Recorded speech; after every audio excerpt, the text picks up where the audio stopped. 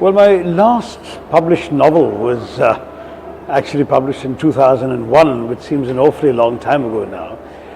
But it's a book that means a lot to me because, having come back to India and got involved in politics, I can relate to it somewhat differently from when I was living far away, halfway across the globe, and writing about a burning issue in India.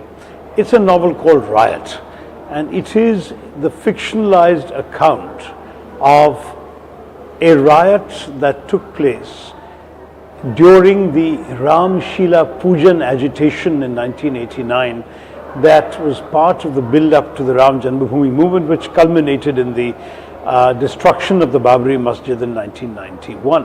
And so what you've got here is an ominous build-up of something in northern India, and I benefited from the notes of a friend of mine who was a district magistrate in Madhya Pradesh and who actually was involved in quelling a riot like this at this particular moment of history. So being armed with an insider's account of how a district magistrate and the local police and so on would actually handle such a disturbance, and then using my own imagination and my political consciousness, I wrote a novel with multiple points of view, trying to understand the various collisions that in many ways have animated our society and were animating our society at that point. Collisions of history, of the ownership of history, in some ways of culture, of love, of religions, and at the same time raising questions about the unknowability of the truth.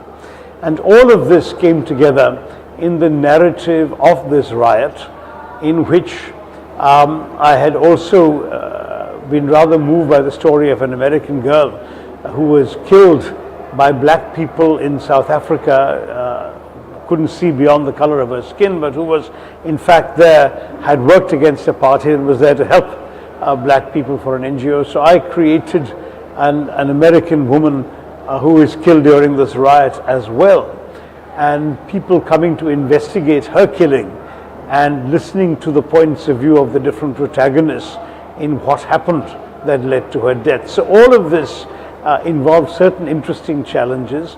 I tried to depict the points of view of different people on different aspects of the issue, both in terms of their own points of view, which are of course very dissimilar and often very mutually antagonistic, but at the same time in styles and in words and in ways of expression that differed from each other. So at least in theory, if you read a particular passage, you would know who was speaking it, because it would sound different from the language used by one of the other protagonists. And so in this way, the story unfolds through these 13 points of view, these 13 different voices, and at the same time it's all about issues that are so burning in political relevance that my publisher at the time, Viking Penguins, David Davidar, said this is a necessary novel. And necessary is not an adjective you hear very often applied to novels. Novels can be praised or criticized on other grounds, but they're necessary as part of a national conversation was something that I was very gratified to have people in India say, because I was sitting abroad and writing it. Well, I tried to imagine myself into their skins. That's what authors do. Now, in novels, you often have dialogue between characters. Here I was having a series of monologues, so it was important that each monologue be an integral and integrated work in which an authentic voice comes across. So there is a Hindutva proponent character called Ramcharan Gupta, and because the interviews are being conducted by an American journalist, the novel says this is translated from Hindi. And so there's a slightly more stilted, slightly more nationalistic fervor, a few Hindi idioms and muhavras that come into English. Then you've got the IAS officer, the district magistrate, who is depicted as having gone to a college very much like St. Stephen's, overeducated, fan of Oscar Wilde, and the kind of English he speaks, what in India used to be called convent-educated English. Then you've got the somewhat earthy, rough, shall we say, abuse-laden, unprintability-laden cadences of the Punjabi police officer, who's a Sikh and an earthy figure who doesn't pull his punches. Then you've got the very American tones of the American characters in the book, and so on and so forth. So when you write, you imagine the way in which these people would think and speak, and that's what I did. See, I believe so, because though obviously even at that time and without entering into politics, I was known to be a staunch and passionate defender of India's pluralism, to me nonetheless the fact was that the work as a work of, as a novel, as a work of creative fiction, would only stand if each character were credibly portrayed. If you ended up with characters who were caricatures, particularly if they were caricatured on one side of the debate and not caricatured on the other, then clearly you would be doing an injustice to your characters and you would have failed as a novelist.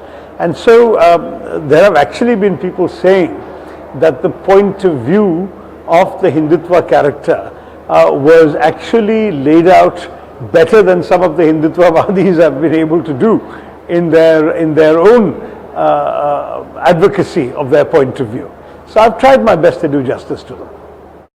Well, you know, the novel for me has always been anchored in fact. In other words, the great Indian novel was satirical, completely imaginary world, but very much anchored in the independence movement and indeed the political history of 20th century India right up to the time I wrote the book, which was in the 80s.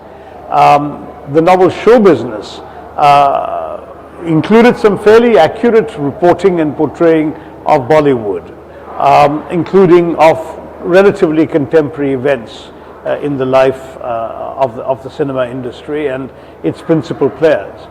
And therefore for me, the fact that Riot, though a novel, was anchored in newspaper headlines, literally begins with a newspaper headline, has a journalist in it, has characters speaking as they would to journalists rather than characters who are portrayed in purely novelistic fashion. All of this was very, very important to me in order to lay out an argument that would provoke the reader to think. I was struck, for example, that a year ago, the graduate students of the National Law School in Delhi decided to do a theatre adaptation of the novel, and in fact, watching it and listening to my passages, which they then translated into Hindi. I mean, the characters who would normally speak English to each other speak English, and the characters who would normally have been speaking Hindi speak Hindi.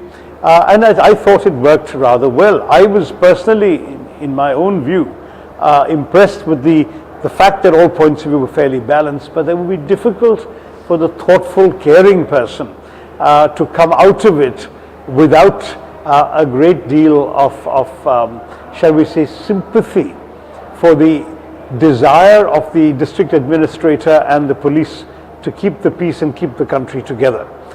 Keep these various warring antagonists claiming to speak for different forms of identity together.